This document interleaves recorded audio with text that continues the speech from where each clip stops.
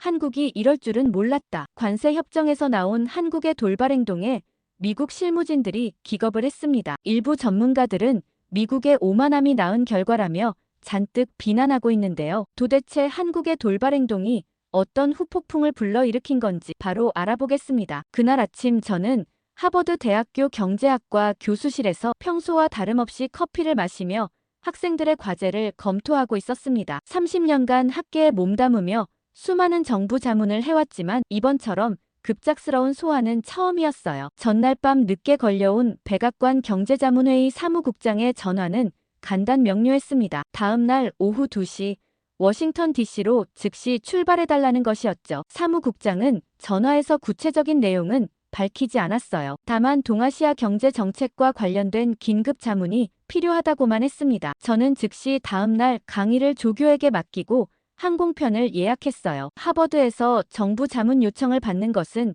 영광스러운 일이었지만 이번에는 왠지 모르게 불안한 예감이 들었습니다. 비행기에서 내려다본 포토맥 강의 풍경이 유난히 회색빛으로 보였어요. 평소라면 이런 정부 자문 요청에 설렘을 느꼈을 텐데 이번에는 묘하게 불안한 기분이 들었습니다. 사무국장이 전화에서 언급한 긴급 사안이라는 표현이 계속 머릿속을 맴돌았거든요. 택시 안에서 받은 브리핑 자료를 훑어보니 주제는 동아시아 경제 협력 강화 방안이었습니다. 딱히 긴급해 보이지 않는 평범한 주제였어요. 워싱턴 DC의 늦가을 날씨는 쌀쌀했습니다. 택시에서 내려 백악관을 바라보며 저는 지난 30년간의 정부 자문 경험을 떠올렸어요. 클린턴 행정부 시절 나프타 협상 자문부터 시작해서 오바마 정부의 TPP 정책까지 저는 늘 학자적 양심을 지키며 객관적인 분석을 제공해왔습니다. 이번에도 마찬가지일 거라고 생각했어요. 백악관 웨스트윙 입구에서 신분 확인을 마치고 들어서자 익숙한 얼굴들이 보였습니다. 재무부 국제 담당관 브래들리와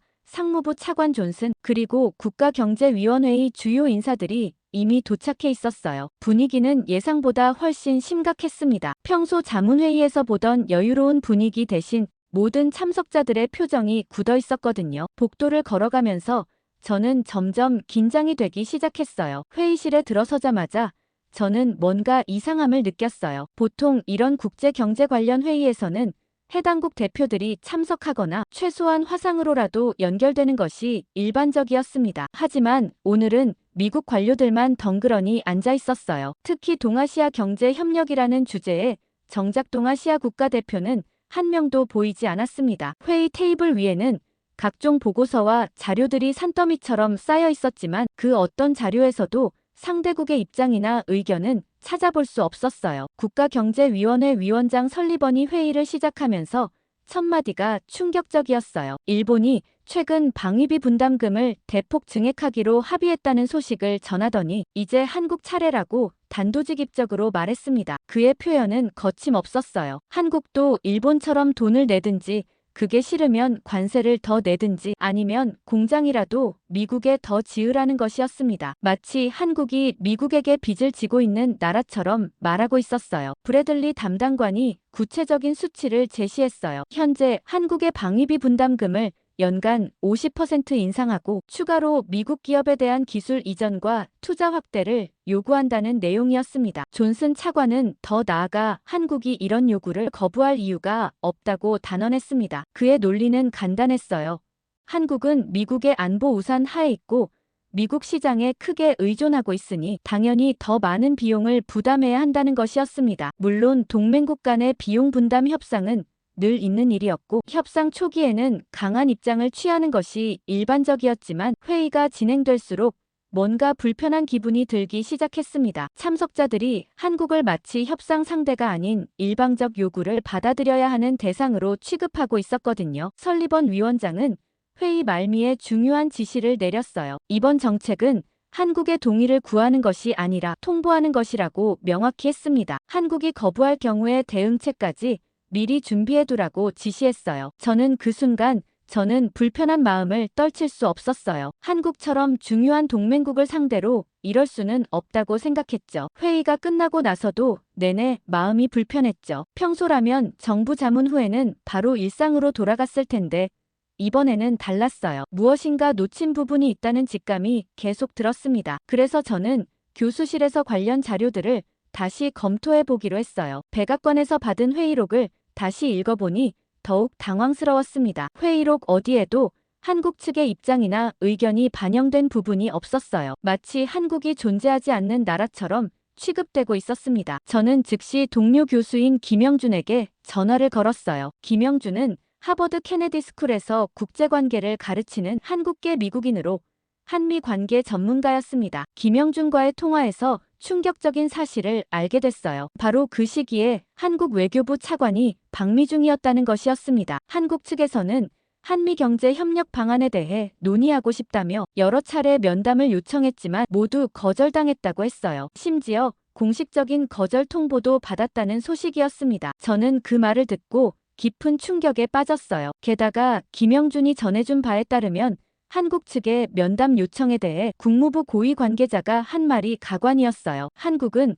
그냥 일본이 하는 대로 따라하면 된다는 식으로 말했다는 것이었습니다. 마치 한국이 독립적인 의사결정 능력이 없는 나라로 취급받고 있었어요. 저는 즉시 더 많은 정보를 찾기 위해 워싱턴의 지인들에게 연락했습니다. 국무부에서 20년간 근무한 제 친구 마이클 데이비스로부터 들은 이야기는 더욱 충격적이었어요. 백악관과 국무부 내에서는 한국을 단순한 추종국으로 분류하고 있다는 것이었습니다. 일본이 합의하면 한국도 자동으로 따라올 것이라고 당연시하고 있었어요. 데이비스는 최근 몇 달간 한국 관련 정책 회의에서 한국 전문가들의 의견은 철저히 무시되고 있다고 얘기했어요. 대신 한국을 잘 모르는 정치적 임명직들이 모든 결정을 내리고 있었습니다. 그들의 논리는 간단했어요. 한국은 미국 없이는 살 수 없으니 결국 미국이 원하는 대로 할 수밖에 없다는 것이었습니다. 저는 이런 상황이 얼마나 위험한지 깨닫기 시작했어요. 한국을 단순한 속국 취급하는 것은 심각한 외교적 실수였습니다. 한국은 세계 10위권의 경제 강국이자 첨단 기술 보유국이었거든요. 특히 반도체와 조선 그리고 배터리 분야에서는 전 세계적으로 중요한 역할을 하고 있었습니다. 제가 가장 우려했던 부분은 한국의 반응이었어요. 보통 이런 상황에서는 해당국이 강력히 항의하거나 언론을 통해 불만을 표출하는 것이 일반적입니다. 하지만 한국은 완전히 침묵하고 있었어요. 이런 침묵이 수용을 의미하는지 아니면 다른 뜻인지 판단하기 어려웠습니다. 저는 한국 언론들을 검색해봤어요. 놀랍게도 한국 언론들은 미국의 요구에 대해 거의 보도하지 않고 있었습니다. 몇몇 기사가 있긴 했지만 대부분 사실 전달 수준이었고 정부의 공식 입장도 찾아볼 수 없었어요. 이런 조용한 반응이 오히려 더 불안하게 느껴졌습니다. 김영준 교수와 재차 통화하면서 저는 더욱 심각한 문제를 발견했어요. 한국계 미국인 학자들과 정책 전문가들도 이번 사안에 대해 전혀 자문을 받지 못했다는 것이었습니다. 평소라면 한국 관련 정책에는 반드시 한국 전문가들이 참여했는데 이번에는 완전히 배제되어 있었어요. 저는 이런 상황에서 깊은 반감을 느끼기 시작했습니다. 학자로서 그리고 민주주의를 믿는 시민으로서 이런 일방적이고 오만한 접근은 받아들일 수 없었어요. 특히 한국처럼 중요한 동맹국을 이런 식으로 대하는 것은 장기적으로 미국에게도 해가 될 것이 분명했습니다. 더욱 걱정스러운 것은 이런 접근이 한국뿐만 아니라 다른 동맹국들에게도 적용될 가능성이었어요. 미국의 외교 정책이 위험한 방향으로 가고 있다는 확신이 들었습니다. 며칠간의 고민 끝에 저는 중요한 결정을 내렸습니다. 직접 한국 대표단을 찾아가서 비공식적으로나마 사과의 뜻을 전하고 그들의 진짜 입장을 들어보기로 한 것이었어요. 학자로서의 양심상 이런 일방적인 정책 결정 과정에 그냥 침묵할 수는 없었습니다. 김영준 교수의 도움을 받아 한국 외교부 차관 일행이 머물고 있는 워싱턴 DC의 호텔을 알아냈어요. 제가 직접 연락을 취해 면담을 요청했습니다. 상대방은 처음에는 의아해했지만 제가 하버드 교수이자 최근 백악관 자문회의에 참석했다고 밝히자 관심을 보이기 시작했어요. 다음 날 오후 저는 워싱턴의 한 조용한 카페에서 한국 외교부 차관 이재명과 만날 수 있었습니다. 김 차관은 50대 중반의 침착한 인상을 가진 인물이었어요. 20년 넘게 외교관으로 일해온 베테랑이었지만 그의 표정에서는 깊은 피로감이 느껴졌습니다. 저는 먼저 솔직하게 사과부터 했어요. 최근 백악관 회의에서 한국의 입장이 전혀 고려되지 않았다는 점, 그리고 한국 대표단의 면담 요청이 거절된 것에 대해 미국의 한 시민으로서 깊이 사과한다고 말했습니다. 또한 학자로서 이런 일방적인 정책 결정에 반대한다는 입장도 분명히 했어요. 김 차관의 반응은 의외였습니다. 그는 차분한 미소를 지으며 클락 교수의 양심에 감사하다고 말했어요. 하지만 동시에 이런 상황이 전혀 놀랍지 않다고 덧붙였습니다. 한국 정부는 이미 몇 달 전부터 미국의 이런 접근을 예상하고 있었다는 것이었어요. 저는 그에게 한국 정부의 진짜 입장이 무엇인지 물어봤습니다. 김 차관은 잠시 침묵하더니 신중하게 말했어요. 한국은 미국과의 협력을 중시하지만 일방적인 요구는 받아들일 수 없다는 것이 기본 입장이라고 했습니다. 특히 사전 협의 없이 결정된 정책을 통보받는 것은 주권국가에 대한 예의가 아니라고 지적했어요. 더욱 놀라운 것은 한국 정부의 대응 전략이었습니다. 김 차관은 한국이 이미 다양한 대안을 검토하고 있다고 말했어요. 미국과의 협력이 중요하지만 그것이 일방적 종속을 의미하지는 않는다는 것이었습니다. 한국은 유럽, 동남아시아, 중동 등과의 관계도 중시하고 있다고 강조했어요. 저는 그에게 구체적으로 무엇을 원하는지 물어봤습니다. 김 차관의 대답은 간단했어요. 상호 존중에 기반한 진정한 대화를 원한다는 것이었습니다. 한국을 단순한 요구 수용국으로 보지 말고 동등한 파트너로 인정해달라는 것이었죠. 그리고 정책 결정 과정에 한국의 목소리도 반영되기를 바란다고 했습니다. 저는 그의 말에 깊이 공감했어요. 그래서 제가 할 수 있는 범위에서 도움을 주고 싶다고 제안했습니다. 적어도 학계와 정책 서클에서 한국의 입장을 알리고 좀 더 균형 잡힌 접근이 필요하다고 주장하겠다고 약속했어요. 하지만 김 차관의 다음 말이 저를 놀라게 했습니다. 그는 정중하게 고개를 저으며 말했어요. 저의 선의는 충분히 이해하지만 단순히 의견을 듣기 위한 자리가 아니라면 한국도 응하지 않겠다는 것이었습니다. 이미 충분히 많은 시간을 허비했고 이제는 실질적인 변화가 필요하다고 강조했어요. 저는 이미 한국이 치밀한 전략적 계산을 하고 있다는 인상도 받았습니다. 이는 미국 정부가 생각하는 것처럼 한국이 무력하거나 의존적인 나라가 아니라는 것을 보여주는 신호였어요. 김 차관은 마지막에 의미심장한 말을 했습니다. 한국은 미국과의 관계를 소중히 여기지만 그것이 일방적 복종을 의미하지는 않는다는 것이었어요. 21세기에는 모든 나라가 상호 존중에 기반한 관계를 추구해야 한다고 강조했습니다. 그리고 한국도 그런 관계를 원한다고 분명히 했어요. 카페를 나서면서 저는 깊은 인상을 받았습니다. 한국의 외교관들이 보여준 것은 단순한 항의나 불만이 아니라 성숙한 외교적 사고였어요. 그들은 감정적으로 반응하지 않고 원칙에 따라 냉정하게 대응하고 있었습니다. 이런 태도가 오히려 더 강력한 메시지를 전달하고 있었어요. 호텔로 돌아가는 길에 저는 미국 정부의 접근이 얼마나 잘못되었는지 더욱 확실히 깨달았습니다. 한국을 단순한 속국으로 취급하는 것은 현실을 완전히 오판한 것이었어요. 한국은 이미 독립적인 사고와 전략을 가진 나라였고 미국의 일방적 요구에 굴복할 의사가 전혀 없다는 것을 분명히 보여주고 있었습니다. 그날 밤 저는 하버드로 돌아가면서 중요한 결심을 했어요. 이 문제를 그냥 넘어갈 수는 없었습니다. 학자로서 그리고 민주주의 사회의 시민으로서 이런 잘못된 정책에 맞서야 한다고 생각했어요. 제가 할 수 있는 모든 방법을 동원해서 미국 정부의 접근 방식을 바꾸는데 기여하고 싶었습니다. 그리고 저는 평소보다 더 신중하게 다음 주 강의를 준비했습니다. 마침 그 주 수업 주제가 신흥국 경제와 글로벌 파트너십이었어요. 워싱턴에서의 경험과 한국 외교부 차관과의 만남이 계속 머릿속을 맴돌았습니다. 이번 기회에 학생들과 함께 이 문제를 진지하게 논의해보고 싶었어요. 화요일 오후 2시 케네디 스쿨 대형 강의실에는 평소보다 많은 학생들이 모여 있었습니다. 석사과정과 박사과정 학생들 60여 명이 참석했는데 그중 절반 정도가 외국 학생들이었어요. 중국, 인도, 한국, 일본, 유럽 각국에서 온 학생들이 섞여 있었습니다. 이런 다양성이 바로 하버드의 강점이었죠. 저는 평소처럼 강의를 시작했지만 오늘은 좀 더 현실적인 사례를 들어 설명하기로 했어요. 최근 미국 정부가 추진하고 있는 동맹국 비용 분담 정책을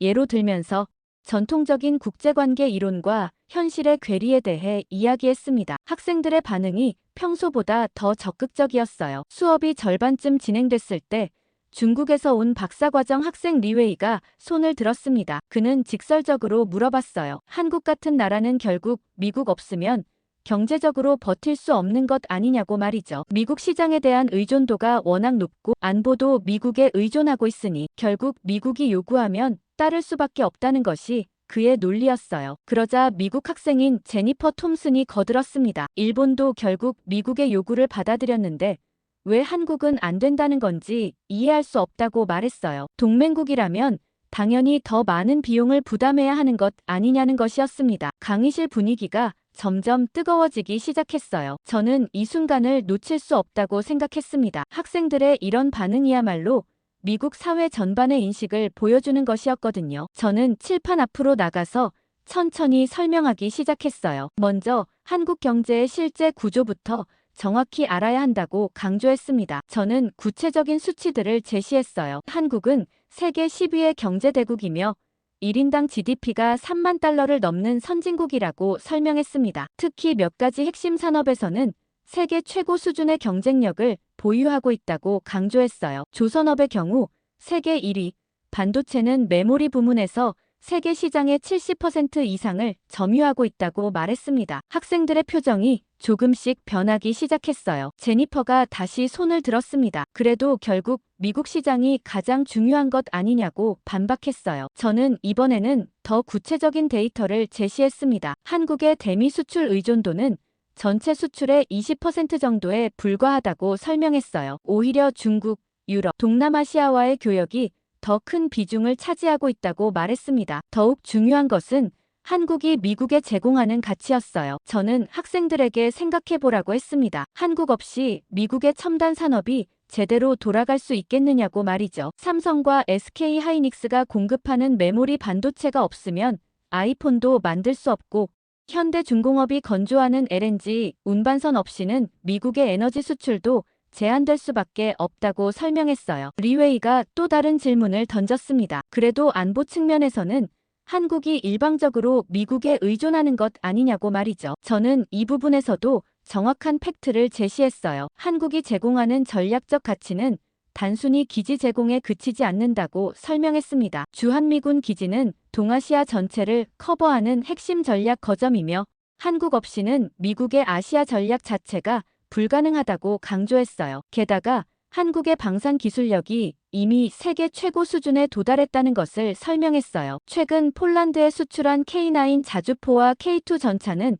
독일과 미국 제품을 제치고 선택받았다고 설명했습니다. 이는 한국이 더 이상 일방적인 기술 수입국이 아니라 기술 수출국이 되었다는 의미라고 강조했어요. 그러자 한국에서 온 박사과정 학생 김민지가 조심스럽게 손을 들었습니다. 그녀는 한미 FTA 이후 미국이 얻은 실익에 대해 언급했어요. 한국 시장 개방으로 미국 기업들이 얻은 이익이 수백억 달러에 달한다고 말했습니다. 또한 한국 기업들의 미국 투자로 창출된 일자리도 수십만 개에 이른다고 덧붙였어요. 저는 김민지의 발언에 고개를 끄덕였습니다. 그리고 학생들에게 더 근본적인 질문을 던졌어요. 21세기 국제관계에서 진정한 파트너십이란 무엇인지 생각해보라고 했습니다. 일방적인 요구와 복종의 관계인지 아니면 상호 이익과 존중에 기반한 관계인지 말이죠. 제니퍼가 다시 반박했습니다. 그래도 미국이 세계 최강국이니까 더 많은 것을 요구할 권리가 있는 것 아니냐고 말했어요. 저는 이 순간을 기다렸습니다. 힘의 논리만으로는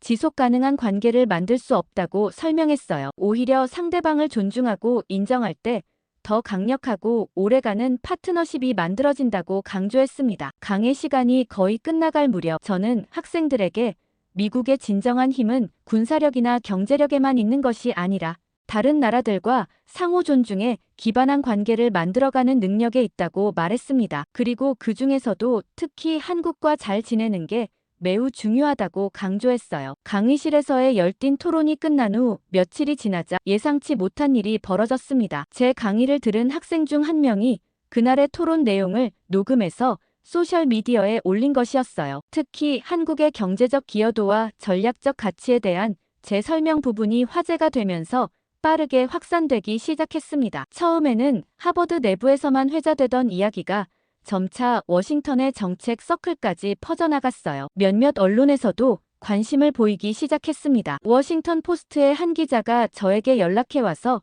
인터뷰를 요청했어요. 하지만 저는 아직 때가 아니라고 판단해서 정중히 거절했습니다. 더 놀라운 것은 의회의 반응이었어요. 상원 외교위원회의 한 참모가 비공식적으로 제게 연락해왔습니다. 최근 한국 관련 정책에 대해 일부 의원들 사이에서 우려의 목소리가 나오고 있다는 소식이었어요. 특히 공화당의 몇몇 의원들이 너무 성급한 접근이 아니냐는 의견을 제시하고 있다고 했습니다. 하지만 여전히 의회의 주류 의견은 확고했어요. 하원 외교위원장 마이클 맥콜은 공개석상에서 한국은 일본의 선례를 따르는 것이 당연하다고 못 박았습니다. 상원에서도 비슷한 목소리들이 나왔어요. 척 슈머 원내대표는 동맹국들이 더 많은 책임을 져야 한다는 원칙론만 반복했습니다. 저는 이런 상황에서 더 적극적으로 나서야 한다고 결심했어요. 마침 백악관 경제자문회의에서 추가 자문 요청이 들어왔습니다. 이번에는 한국의 대응 전략을 분석해달라는 내용이었어요. 저는 이 기회를 놓칠 수 없다고 생각했습니다. 회의 당일,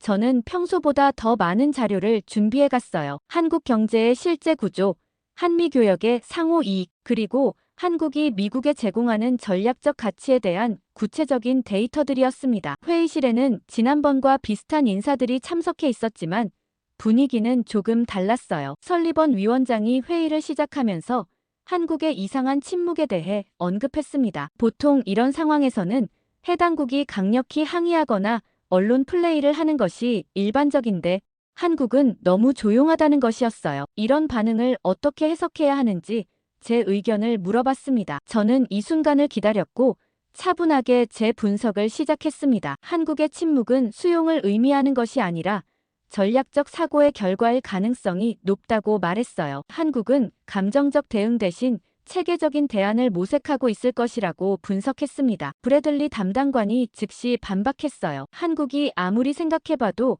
미국을 대체할 수 있는 대안은 없다는 것이 그의 논리였습니다. 안보든 경제든 결국 미국에 의존할 수밖에 없다고 주장했어요. 저는 이런 생각이야말로 위험한 착각이라고 지적했습니다. 저는 구체적인 사례들을 제시하기 시작했어요. 주한미군 기지가 단순히 한국만을 위한 것이 아니라 미국의 동아시아 전략 전체의 핵심이라고 설명했습니다. 오산 공군기지는 일본, 필리핀, 심지어 중동까지 커버하는 전략적 거점이에요. 만약 한국이 이 기지들의 사용을 제한한다면 미국의 글로벌 전략에 심각한 차질이 빚어질 것이라고 경고했습니다. 존슨 차관이 의구심을 표했어요. 한국이 그런 극단적 선택을 할 리 없다는 것이었습니다. 저는 그렇다고 해서 한국을 우습게 봐서는 안 된다고 강조했어요. 한국은 이미 충분히 강한 나라가 되었고 독자적인 선택을 할 수 있는 역량을 갖추고 있다고 말했습니다. 저는 한국의 방산 수출 실적을 예로 들었어요. 최근 폴란드와 체결한 수백억 달러 규모의 방산 수출 계약은 한국이 더 이상 무기 수입국이 아니라 수출국이 되었다는 것을 보여준다고 설명했습니다. K9 자주포는 이미 전 세계 9개국에서 운용되고 있고 K2 전차도 여러 나라에서 도입을 검토하고 있다고 덧붙였어요. 반도체 산업에서의 한국의 위치는 더욱 확고했습니다. 삼성전자와 SK하이닉스가 생산하는 메모리 반도체가 없으면 애플의 아이폰도 테슬라의 전기차도 만들 수 없다고 강조했어요. 이는 단순한 부품 공급을 넘어서 미국 IT 산업의 생명줄과 같은 역할을 하고 있다고 설명했습니다. 게다가 조선업 역시 한국은 독보적인 지위를 가지고 있죠. 현대중공업과 삼성중공업이 건조하는 LNG, 운반선은 미국의 에너지 수출 전략에 필수적이라고 말했습니다. 특히 미국이 추진하고 있는 유럽향 LNG 수출의 상당 부분이 한국이 건조한 선박에 의존하고 있다고 지적했어요. 설리번 위원장이 잠시 침묵하더니 중요한 질문을 던졌습니다. 그렇다면 우리가 한국을 어떻게 대해야 한다고 생각하느냐는 것이었어요. 저는 이 순간을 위해 준비해온 핵심 메시지를 전달했습니다. 저는 단호하게 말했어요. 우리가 외면하고 있는 국가는 단순한 동맹이 아니라 전략적 파트너라고 강조했습니다. 한국은 미국의 요구를 일방적으로 수용해야 하는 속국이 아니라 상호 이익을 추구하는 동등한 관계를 원하고 있다고 설명했어요. 이런 한국의 기대를 무시하고 계속 일방적 요구만 한다면 장기적으로 미국에게 큰 손실이 될 것이라고 경고했습니다. 회의실의 분위기가 미묘하게 변하기 시작했어요. 몇몇 참석자들의 표정에서 고민하는 기색이 보였습니다. 특히 국가안보회의에서 온 아시아 담당관은 제 말에 깊이 공감하는 듯 했어요. 그는 최근 한국 정부의 움직임에서 예전과 다른 신호들을 감지하고 있었다고 말했습니다. 저는 마지막으로 강력한 메시지를 전달했어요. 한국과의 관계를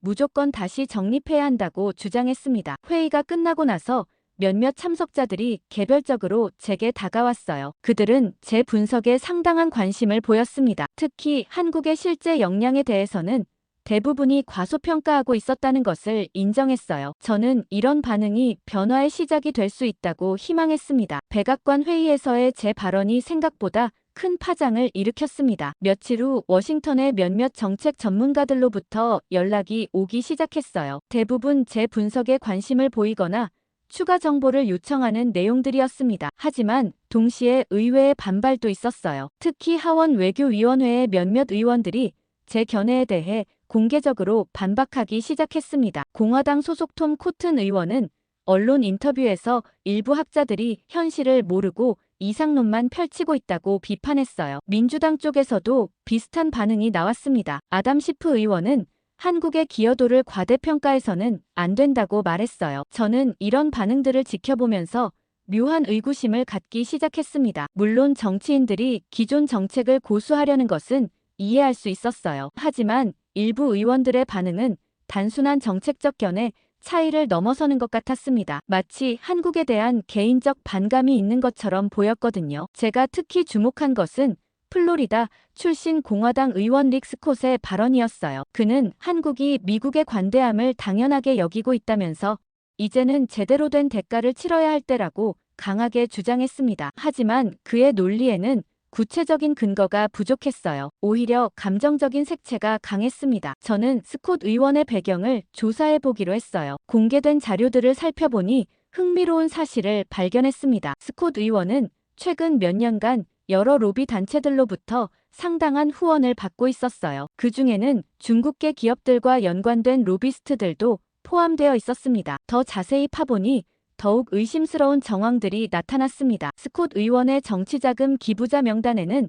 중국과 비즈니스 관계를 맺고 있는 여러 기업들이 포함되어 있었어요. 특히 반도체와 방산 분야에서 중국 기업들과 경쟁 관계에 있는 미국 기업들의 기부가 눈에 띄었습니다. 저는 이런 연관성이 단순한 우연일 수도 있다고 생각했어요. 하지만 다른 의원들도 비슷한 패턴을 보이고 있다는 것을 발견하고 나서는 더 이상 우연으로 볼 수 없었습니다. 특히 한국에 대해 강경한 입장을 보이는 의원들 중 상당수가 중국 관련 로비스트들과 연결고리를 갖고 있었어요. 제가 가장 의심스럽게 본 것은 워싱턴의 한 컨설팅 회사였습니다. 이 회사는 표면적으로는 아시아 시장 진출을 돕는 컨설팅 회사였어요. 하지만 자세히 조사해보니 중국 정부와 밀접한 관계를 맺고 있는 것으로 보였습니다. 더욱 놀라운 것은 이 회사가 최근 몇 년간 미국 의회에 상당한 로비 활동을 벌여왔다는 사실이었어요. 공개된 로비 등록 자료에 따르면 이들은 아시아, 태평양 지역 안보 협력 강화라는 명목으로 의회에 접근하고 있었습니다. 하지만 실제로는 한국의 영향력을 견제하고 중국의 입지를 강화하는 방향으로 활동하고 있는 것 같았어요. 심지어 회사의 대표인 첸은 중국계 미국인으로 과거 중국 정부 산하 연구기관에서 근무한 경력이 있었어요. 그는 워싱턴에서 상당한 인맥을 구축하고 있었고 여러 정치인들과 가까운 관계를 유지하고 있었습니다. 첸이 최근 작성한 보고서의 내용은 더 충격적이었습니다. 그는 한국의 영향력 확대가 지역 균형에 위협이 될 수 있다고 주장했습니다. 특히 한국의 반도체와 방산 산업이 과도하게 성장하고 있으며 이를 견제할 필요가 있다고 강조했어요. 저는 이 보고서를 읽으면서 소름이 돋았습니다. 첸의 주장은 겉으로는 지역 안정을 위한 것처럼 포장되어 있었지만 실제로는 한국을 약화시키고 중국의 영향력을 강화하려는 의도가 명확했어요. 더욱 놀라운 것은 이 보고서의 논리가 최근 의회에서 나오는 반한 발언들과 매우 유사하다는 점이었습니다. 저는 더 깊이 파고들어야 한다고 생각했어요. 공개된 자료만으로는 한계가 있었지만 이미 충분히 의심스러운 정황들이 드러나고 있었습니다. 중국이 마쿠에서 한미 관계를 이간시키려는 공작을 펼치고 있을 가능성이 점점 높아 보였어요. 제가 특히 주목한 것은 타이밍이었습니다. 미국이 한국에 대해 강경한 입장을 취하기 시작한 시점과 중국 관련 로비 활동이 활발해진 시점이 거의 일치했어요. 이는 단순한 우연이라고 보기에는 너무도 명확한 패턴이었습니다. 저는 이런 의혹을 확인하기 위해 더 많은 증거가 필요하다고 생각했어요. 하지만 이미 충분히 심각한 상황이라는 것은 분명했습니다. 만약 정말로 중국이 미국 의회를 조종해서 한미 관계를 악화시키려 한다면 이는 미국의 국가 안보에 직접적인 위협이 될 수 있었거든요. 하지만 섣부른 추측으로 문제를 키우고 싶지는 않았습니다. 하지만 동시에 이런 의혹을 그냥 넘어갈 수도 없었어요. 미국의 외교 정책이 외국의 조종에 의해 좌우된다면 이는 민주주의의 근간을 흔드는 심각한 문제였거든요. 그러나 며칠간의 고민 끝에 저는 더 적극적인 조사에 나서기로 결심했습니다. 하지만 혼자서는 한계가 있다고 판단해서 믿을 만한 동료들의 도움을 구하기로 했어요. 가장 먼저 연락한 것은 하버드 케네디 스쿨의 동료 교수인 데이비드 로젠버그였습니다. 로젠버그 교수는 30년간 정보 분석 분야에서 일해온 베테랑이었어요. CIA에서 15년간 근무한 후 학계로 옮겨와서 국가안보 정책을 가르치고 있었습니다. 특히 외국의 영향력 공작에 대해서는 전문가 수준의 지식을 갖고 있었죠. 저는 그에게 제가 발견한 의혹들을 조심스럽게 털어놨어요. 로젠버그 교수는 제 이야기를 듣더니 심각한 표정을 지었습니다. 그는 저보다 훨씬 더 구체적인 정보를 갖고 있었어요. 최근 몇 년간 중국의 대미 영향력 공작이 상당히 정교해졌다는 것이 그의 분석이었습니다. 특히 직접적인 로비보다는 간접적이고 우회적인 방식을 선호하고 있다고 설명했어요. 그는 저에게 몇 가지 조사 방법을 제안했습니다. 먼저 의원들의 정치자금 기부 내역을 더 자세히 분석해보라고 했어요. 단순히 직접 기부만이 아니라 우회 기부나 슈퍼팩을 통한 간접 지원까지 추적해야 한다고 강조했습니다. 또한 로비스트들의 실제 활동 내역도 면밀히 살펴보라고 조언했어요. 저는 로젠버그 교수의 조언에 따라 더 체계적인 조사를 시작했습니다. 먼저 연방선거위원회의 공개 데이터베이스를 통해 관련 의원들의 정치자금 흐름을 추적했어요. 단순한 개인 기부부터 시작해서 기업 기부, 정치행동위원회 기부까지 모든 루트를 살펴봤습니다. 가장 먼저 눈에 띈 것은 스콧 의원 관련 정보였어요. 그의 정치자금 기부자 중에는 어떤 투자회사가 포함되어 있었습니다. 이 회사는 표면적으로는 미국 회사였지만 실제로는 중국 자본이 상당 부분 투입되어 있었어요. 더욱 흥미로운 것은 이 회사가 한국 기업들과 경쟁 관계에 있는 중국 반도체 기업들에 투자하고 있다는 점이었습니다. 저는 그 회사의 투자 포트폴리오를 자세히 분석해봤어요. 놀랍게도 이들이 투자한 중국 기업들 중 상당수가 한국 기업들과 직접적인 경쟁 관계에 있었습니다. 특히 반도체 소재, 배터리 기술, 조선업 분야에서 한국의 점유율을 위협하는 기업들이 대부분이었어요. 더욱 의심스러운 것은 이들의 투자 타이밍이었습니다. 미국에서 한국에 대한 압박 논의가 시작된 시점과 거의 일치하게 이들의 투자가 급증했어요. 이는 단순한 우연으로 보기에는 너무도 명확한 패턴이었습니다. 가장 충격적이었던 것은 아담 시프 의원 관련 정보였습니다. 그는 평소 중국에 대해 강경한 입장을 보여왔기 때문에 중국의 영향을 받을 가능성은 낮다고 생각했었어요. 하지만 그의 선거구에 있는 여러 기업들이 중국과 깊은 비즈니스 관계를 맺고 있었고 이들로부터 상당한 정치적 지원을 받고 있었습니다. 저는 이런 자금 흐름이 우연일 수도 있다고 생각했어요. 하지만 로비 활동 내역을 분석해보니 더욱 명확한 패턴이 드러났습니다. 특히 주목할 만한 것은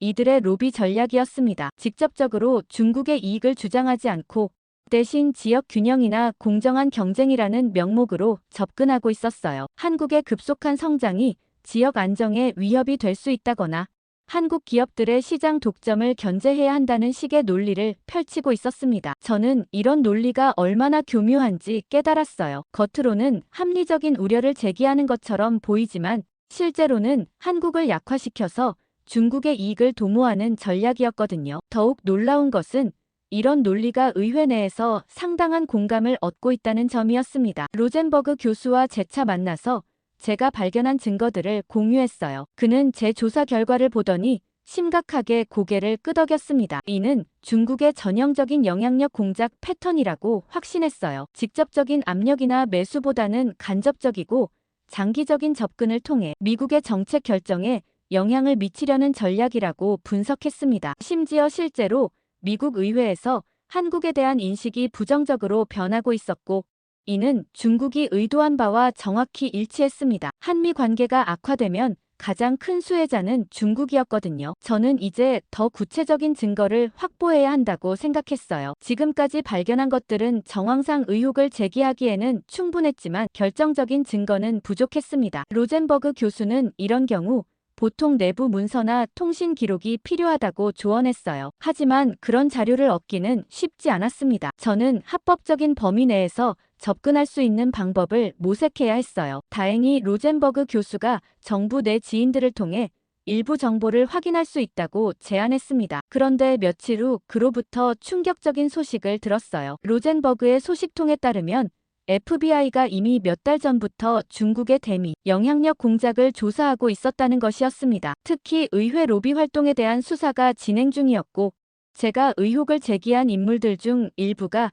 실제 수사 대상에 포함되어 있다고 했어요. 저는 이 소식을 듣고 안도감과 동시에 긴장감을 느꼈습니다. 제 의혹이 근거 있는 것임이 확인된 셈이었지만 동시에 문제의 심각성도 더욱 명확해졌거든요. 중국의 영향력 공작이 실제로 미국의 대한국 정책에 영향을 미치고 있었던 것입니다. FBI 수사가 진행되고 있다는 소식을 들은 지 일주일 후 국제 뉴스를 통해 충격적인 발표가 나왔습니다. 한국 정부가 유럽연합과 포괄적 기술 방산 무역 협정을 체결한다는 내용이었어요. 이는 단순한 무역 협정을 넘어서 차세대 기술 개발, 국방 산업 협력, 그리고 글로벌 공급망 재편까지 포함하는 전략적 파트너십이었습니다. 저는 뉴스를 보는 순간 깊은 충격에 빠졌어요. 한국이 미국의 압박에 조용히 대응하는 동안 실제로는 이런 대안을 준비하고 있었던 것입니다. 더욱 놀라운 것은 협정의 구체적인 내용들이었어요. 한국은 독일, 네덜란드,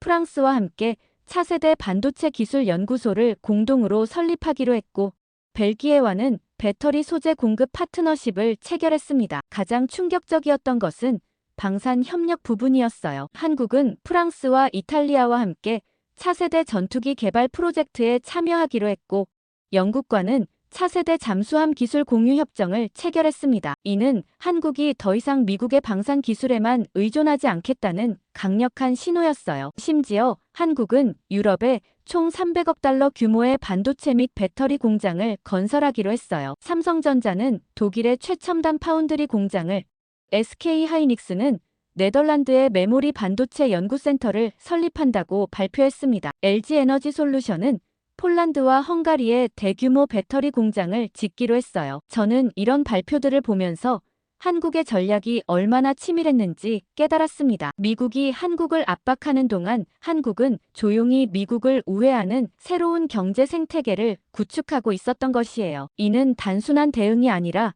근본적인 패러다임 전환이었습니다. 유럽의 반응도 매우 적극적이었어요. 독일 총리 올라프 숄츠는 공식 성명에서 한국과의 파트너십이 유럽의 기술 주권 확립에 핵심적인 역할을 할 것이라고 강조했습니다. 프랑스 대통령 에마뉘엘 마크롱은 한국이 진정한 글로벌 파트너라고 치켜세웠어요. 네덜란드 총리도 ASML과 한국 기업들의 협력이 반도체 산업의 새로운 장을 열 것이라고 예측했습니다. 저는 이런 상황을 지켜보면서 깊은 우려감을 느꼈어요. 미국이 한국을 등 돌리는 사이 한국은 새로운 판을 짜고 있었습니다. 더욱 심각한 것은 이런 변화가 미국의 글로벌 전략에 미칠 파급 효과였어요. 한국이 유럽과 손을 잡으면 미국의 아시아 전략 전체가 흔들릴 수 있었거든요. 특히 반도체 분야에서의 영향이 결정적일 것 같았어요. 한국과 유럽이 손을 잡으면 ASML의 EUV 장비와 한국의 메모리 기술이 결합되어 미국을 배제한 새로운 반도체 공급망이 만들어질 수 있었습니다. 이는 미국의 반도체 패권에 직접적인 도전이 될 수 있었어요. 저는 즉시 워싱턴의 지인들에게 연락해서 이 상황에 대한 반응을 알아봤어요. 대부분이 충격에 빠져 있었습니다. 특히 국무부와 국방부에서는 한국의 이런 움직임을 전혀 예상하지 못했다고 털어놨어요. 그들은 여전히 한국이 미국에 의존할 수밖에 없을 것이라고 생각하고 있었거든요. 백악관의 반응도 비슷했습니다. 국가안보회의 관계자들은 한국의 발표를 보고 당황하고 있었어요. 그들은 한국이 이런 카드를 가지고 있었다는 것을 전혀 몰랐다고 인정했습니다. 더욱 충격적인 것은 이런 협정들이 이미 몇 달 전부터 비밀리에 추진되어 왔다는 사실이었어요. 의회의 반응은 더욱 극적이었습니다. 그동안 한국에 대해 강경한 입장을 보여왔던 의원들조차 당황하는 기색을 보였어요. 스콧 의원은 언론과의 인터뷰에서 한국의 결정이 성급하다고 비판했지만 그의 목소리에는 확신이 부족했습니다. 톰 코튼 의원도 비슷한 반응을 보였어요. 저는 이런 상황을 보면서 제가 줄곧 우려해온 것이 현실이 되고 있다는 것을 깨달았습니다. 미국이 한국을 단순한 종속국으로 취급하는 동안 한국은 독립적인 전략을 추진해왔던 것이에요. 우리가 등을 돌리는 사이 한국은 새로운 판을 짜고 있었습니다. 가장 아이러니한 것은 중국의 반응이었어요. 중국 정부는 한국의 유럽과의 협력을 지지한다고 발표했습니다. 표면적으로는 다자간 협력을 환영한다는 입장이었지만 실제로는 한미 관계 악화를 반기고 있다는 것이 명백했어요. 중국의 영향력 공작이 의도한 결과가 나타나고 있는 것이었습니다. 저는 이 모든 상황을 지켜보면서 깊은 후회감을 느꼈어요. 만약 미국이 처음부터 한국을 동등한 파트너로 대했다면 이런 일은 벌어지지 않았을 것이었습니다. 아니나 다를까 한국과 유럽연합의 포괄적 협정 발표 이후 워싱턴은 완전히 발칵 뒤집혔습니다. 저는 그 다음날 아침 일찍 백악관 국가안보보좌관실로부터 긴급 전화를 받았어요. 제이크 설리번 보좌관이 직접 저에게 즉시 워싱턴으로 와달라고 요청했습니다. 목소리에서 상당한 다급함이 느껴졌어요. 비행기에서 워싱턴으로 향하는 동안 저는 복잡한 심경이었습니다. 몇 달 전만 해도 미국 정부는 한국을 단순한 요구 수용국으로 취급했는데 이제는 제게 긴급히 도움을 요청하고 있었어요. 아이러니한 상황이었지만 동시에 변화의 기회이기도 했습니다. 백악관에 도착하자마자 저는 웨스트윙의 상황실로 안내받았어요. 평소보다 훨씬 많은 고위 관료들이 모여 있었습니다. 이런 고위급 회의에 외부 학자인 제가 초청받는 것은 이례적인 일이었습니다. 설리번 보좌관이 회의를 시작하면서 상황의 심각성을 강조했어요. 한국의 유럽과의 협력이 단순한 경제 협정을 넘어서 미국의 글로벌 전략에 근본적인 도전이 될 수 있다는 분석이었습니다. 특히 반도체와 방산 분야에서의 협력이 미국의 기술 우위를 위협할 수 있다고 우려했어요. 국무장관은 더욱 직접적으로 문제를 제기했습니다. 한국이 이런 식으로 나온다면 다른 동맹국들도 비슷한 선택을 할 가능성이 있다는 것이었어요. 일본에서 이미 그런 논의가 나오고 있고 호주와 캐나다도 관심을 보이고 있다고 보고했습니다. 미국 중심의 동맹 체계 전체가 흔들릴 수 있는 상황이었어요. 게다가 한국이 유럽과 차세대 전투기를 공동 개발한다면 미국 전투기의 시장 점유율이 크게 줄어들 수 있다는 분석이었어요. 특히 한국의 KF-21이 유럽 기술과 결합된다면 상당한 경쟁력을 갖출 수 있다고 경고했습니다. 설리번 보좌관이 저에게 직접 질문을 던졌습니다. 이 상황을 어떻게 해석해야 하고 미국은 어떻게 대응해야 하느냐는 것이었어요. 저는 잠시 침묵한 후 솔직하게 제 견해를 밝혔습니다. 저는 먼저 현실을 직시해야 한다고 강조했어요. 한국의 이런 선택은 갑작스러운 것이 아니라 미국의 일방적 접근에 대한 체계적인 대응이라고 분석했습니다. 한국은 몇 달 전부터 이런 대안을 준비해왔고 이제 그것이 현실화되고 있는 것이라고 설명했어요. 더 중요한 것은 한국의 전략적 사고였습니다. 저는 한국이 더 이상 일방적 종속관계를 원하지 않는다고 강조했어요. 한국은 상호 존중에 기반한 동등한 파트너십을 추구하고 있으며 미국이 그런 관계를 제공하지 않는다면 다른 선택지를 모색할 것이라고 분석했습니다. 그러자 오스틴 장관이 우려를 표했습니다. 그렇다면 주한미군의 지위는 어떻게 되느냐는 것이었어요. 저는 이 부분에서도 냉정한 분석을 제시했습니다. 주한미군이 한국만을 위한 것이 아니라 미국의 동아시아 전략 전체를 위한 것이라고 강조했어요. 오히려 미국이 한국을 잃는다면 동아시아에서의 전략적 거점을 상실할 수 있다고 경고했습니다. 그러자 미국이 한국 기업들에 더 좋은 조건을 제시한다면 어떨 것 같냐는 질문이었습니다. 저는 이제는 조건의 문제가 아니라고 대답했어요. 한국은 이미 미국에 대한 의존도를 줄이는 전략적 결정을 내렸고 단순한 경제적 인센티브만으로는 그 방향을 바꾸기 어려울 것이라고 분석했습니다. 설리번 보좌관이 핵심적인 질문을 던졌어요. 그렇다면 미국은 어떻게 해야 하느냐는 것이었습니다. 저는 이 순간을 기다렸습니다. 근본적인 접근 방식의 변화가 필요하다고 강조했어요. 저는 먼저 중국의 영향력 공작 문제부터 해결해야 한다고 제안했습니다. 의회 내에서 반한 정서를 부추기고 있는 친중 로비스트들을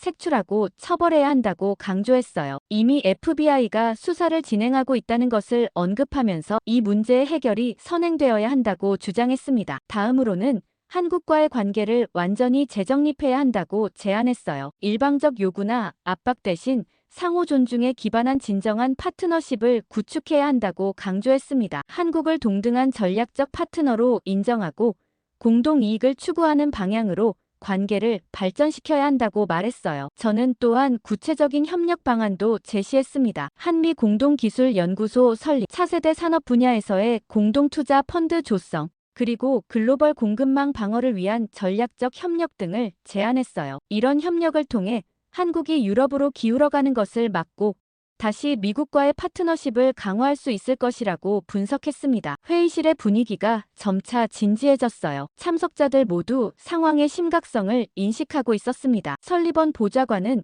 제 제안을 신중히 검토해보겠다고 말했어요. 그리고 저에게 공식적으로 한국 관련 정책 자문단을 구성해달라고 요청했습니다. 백악관 회의 후 일주일이 지났을 때 드디어 FBI 수사가 결실을 맺기 시작했습니다. 로젠버그 교수로부터 연락이 왔는데 수사당국이 중국의 대미, 영향력 공작에 대한 결정적 증거를 확보했다는 소식이었어요. 특히 제가 의혹을 제기했던 의원들과 로비스트들 간의 불법적 거래 증거가 포착되었다고 했습니다. 가장 충격적이었던 것은 스콧 의원 관련 증거였어요. FBI는 그가 받은 자금이 실제로는 중국 정부 산하기관에서 나온 것임을 확인했습니다. 더욱 놀라운 것은 그가 이 대가로 의회에서 특정 방향의 발언을 하기로 약속했다는 내부 문서까지 발견되었다는 것이었어요. 저는 이런 소식을 듣고 깊은 분노를 느꼈어요. 미국의 의원들이 외국 정부의 돈을 받고 자국의 동맹국을 헐뜯는 일에 가담했다는 것이 믿기지 않았습니다. 이는 단순한 부패를 넘어서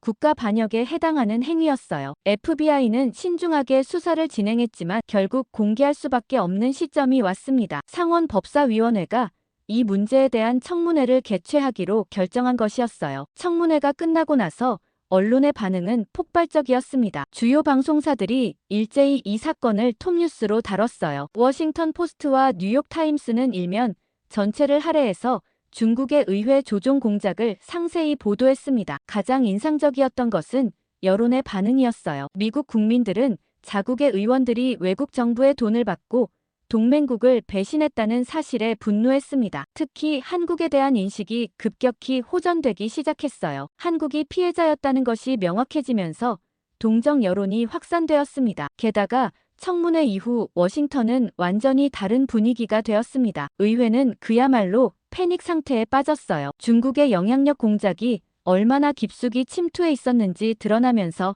모든 의원들이 자신들의 정치자금과 로비 접촉 기록을 재점검하기 시작했습니다. 누구도 중국과의 연관성 의혹에서 자유롭지 못하다는 불안감이 의회 전체를 지배했어요. 설리번 보좌관으로부터 다시 연락이 왔을 때 그의 목소리에는 이전과는 완전히 다른 어조가 담겨 있었습니다. 백악관이 저에게 한국 관련 정책의 전략 총괄 자격을 부여하겠다는 것이었어요. 이는 외부 학자로서는 매우 이례적인 권한이었습니다. 저는 이 제안을 받아들이면서 드디어 진정한 변화를 만들어낼 기회가 왔다고 생각했어요. 첫 번째 과제는 신뢰할 만한 자문단을 구성하는 것이었습니다. 저는 MIT의 한국계 경제학 교수, 스탠퍼드의 국제관계 전문 교수, 그리고 조지타운 대학의 안보 전문 교수를 핵심 멤버로 영입했어요. 이들은 모두 한미 관계에 대한 깊은 이해와 함께 객관적 시각을 갖춘 전문가들이었습니다. 또한 실무진에는 한국에서 유학 온 박사과정 학생들과 젊은 한국계 미국인 정책 전문가들을 포함시켰어요. 이들의 참여는 단순히 전문성 확보를 넘어서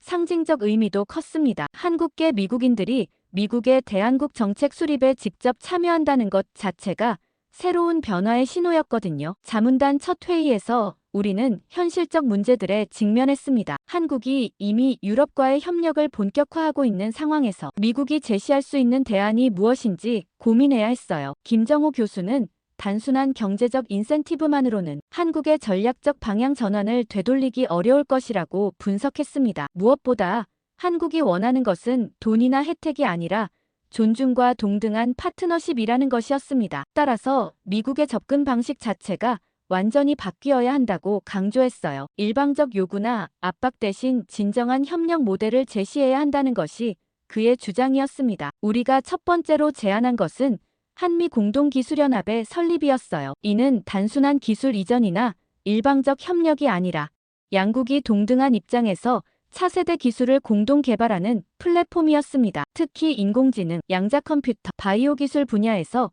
한국의 강점과 미국의 역량을 결합하자는 제안이었어요. 두 번째는 산업혁신펀드의 조성이었습니다. 미국과 한국이 공동으로 500억 달러 규모의 펀드를 만들어서 양국 스타트업과 혁신 기업들을 지원하자는 계획이었어요. 이 펀드는 단순히 자금 지원을 넘어서 양국 기업들 간의 기술, 교류와 공동 연구개발을 촉진하는 역할을 할 것이었습니다. 세 번째는 국방기술 협력안이었습니다. 한국의 K9 자주포, K2 전차 같은 우수한 무기 체계와 미국의 첨단 군사 기술을 결합해서 차세대 무기 체계를 공동 개발하자는 제안이었어요. 이는 한국이 단순한 무기 도입국이 아니라 공동 개발 파트너로 인정받는다는 상징적 의미도 컸습니다. 하지만 이런 제안들을 현실화하는 것은 쉽지 않았어요. 무엇보다 의회의 승인이 필요했는데 아직도 일부 의원들은 한국에 대한 기존 인식에서 벗어나지 못하고 있었습니다. 특히 공화당 내 강경파들은